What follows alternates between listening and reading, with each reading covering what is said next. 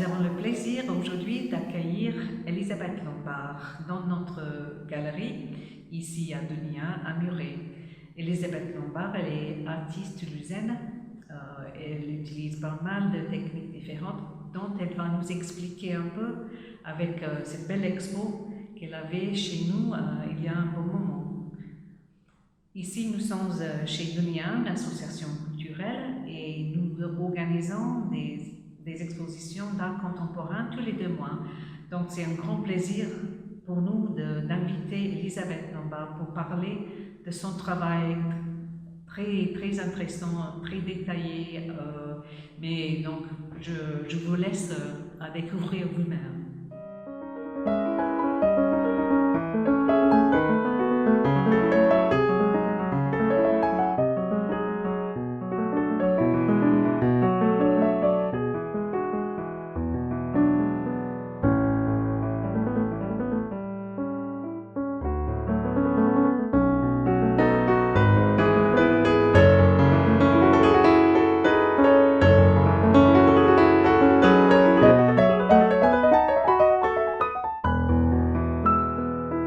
Bonjour, je suis Elisabeth Lombard, j'ai donc été accueillie par Dunia pour exposer dans cette galerie très agréable de Nantes sur un jardin une série de peintures dont j'ai extrait quelques toiles que j'ai appelées florilèges et qui, je pense, représentent pour le regardeur une agréable invitation au voyage. Je dois remercier particulièrement et très chaleureusement Robin et Pinky pour leur accueil et la passion qui les anime depuis quelques années, à savoir accueillir avec autant d'enthousiasme et de professionnalisme des artistes dits contemporains.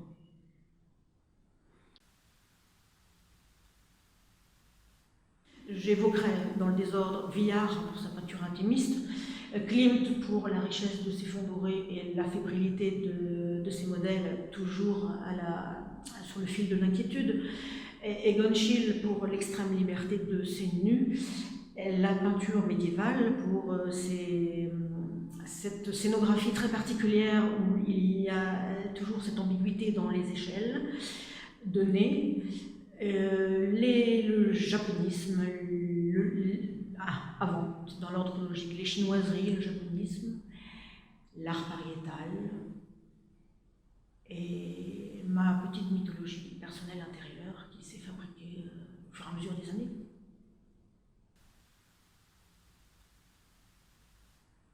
Ces profils, au même titre que les animaux, qui sont aussi de profil, sont les héros d'une narration, d'un cortège qui se déroule essentiellement de la droite vers la gauche. Je les veux neutres, intemporels, stylisés, adoucis, porteurs d'émotions que chacun peut s'approprier selon ses humeurs et son interprétation.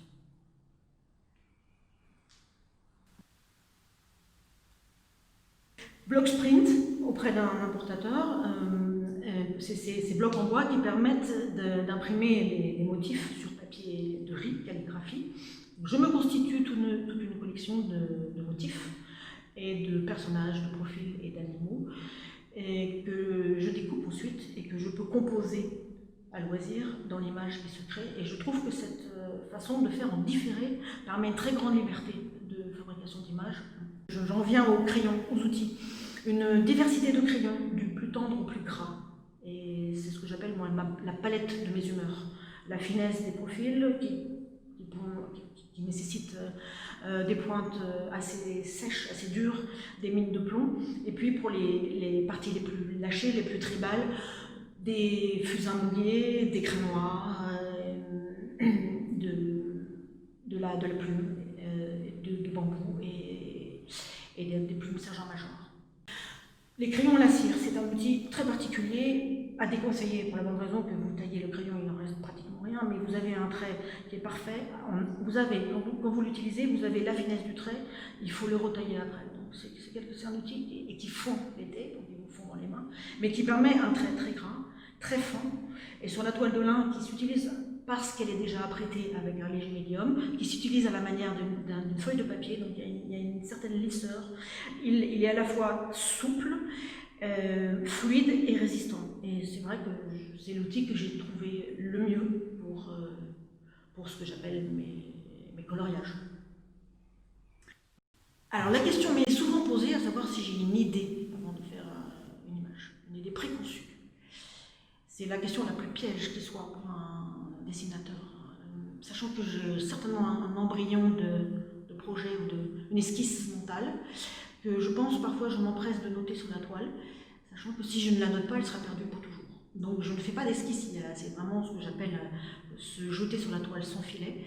Et il n'y a pas d'esquisse préparatoire, comme disait très justement un Robert Deur, vous dessinez et puis vous peignez ensuite. Donc effectivement, l'esquisse est sur la toile, sous la couleur.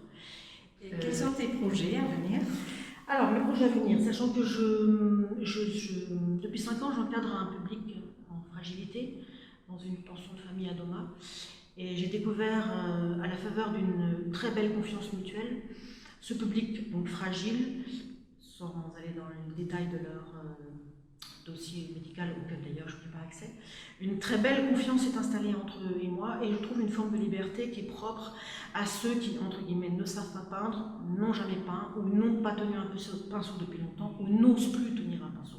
Et là, tu t'aperçois que le débutant en question est formidablement génial. Je suis tout à fait enthousiaste à l'idée de voir naître des images assez libres, parce que c'est eux qui choisissent le sujet, des images libres et porteuses de leur propre sensibilité. Donc mettre à jour, c'est-à-dire sous forme d'un livret, sous forme d'une parution, cette production d'un public en fragilité, je dirais qui pour l'instant ne se sait que dans un lieu assez clos. Donc, pour contrebalancer cette finesse des traits et ce maniérisme que l'on me prête et ce côté décoratif, j'ai commencé en hors-champ un travail depuis quelques années de masques et de totems que je souhaiterais continuer. Je dirais à la manière d'un artiste d'art brut, où là, je m'autorise au désapprentissage, je m'autorise à me défaire de tout ce que j'ai emmagasiné, quitte à oser déplaire. Elle a été faite il y a quelque temps et je l'ai revisitée version exotique de bazar. Sa coiffe a été revue avec tous les colifichets peut-être auxquels on s'attend, venant d'un masque venu d'ailleurs. Lorsqu'on me demande ce que je peindrai demain, je n'en sais rien. Les séries se ressemblent, mais elles ne se suivent pas. Et mon projet de demain, c'est la nouvelle toile qui va naître et que je ne connais pas encore. Ça, je crois que c'est l'un de mes plus grands projets.